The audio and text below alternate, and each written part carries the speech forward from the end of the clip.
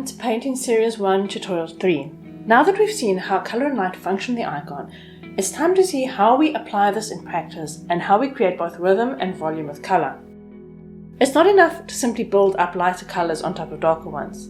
The light must have both structure and rhythm. So here we have the first layer of fortismata, and you can see how he has created forms that continue this rhythmic movement of the folds.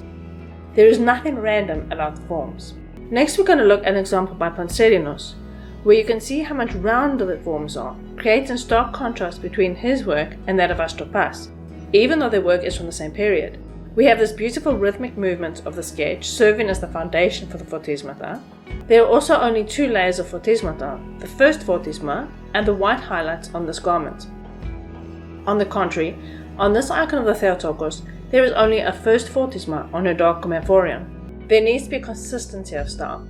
Each style has a slightly different use of rhythm. For example, if we're painting an icon of the Annunciation, we can't take an Archangel Gabriel from a Comnenian icon because we like it and place it in an icon where the rest of the style is Paleologian. You can see the rhythmic use of line, and this rhythm is going to be used to build up the fortismata.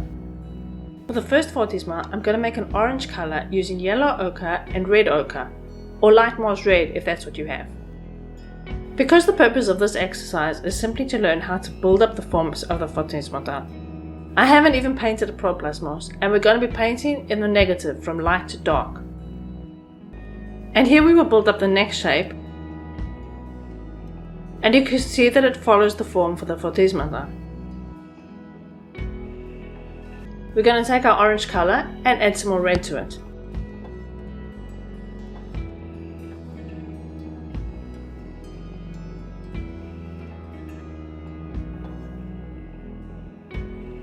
And we'll bring this line down over here, and you'll notice I don't cover all the line from the first fortisma.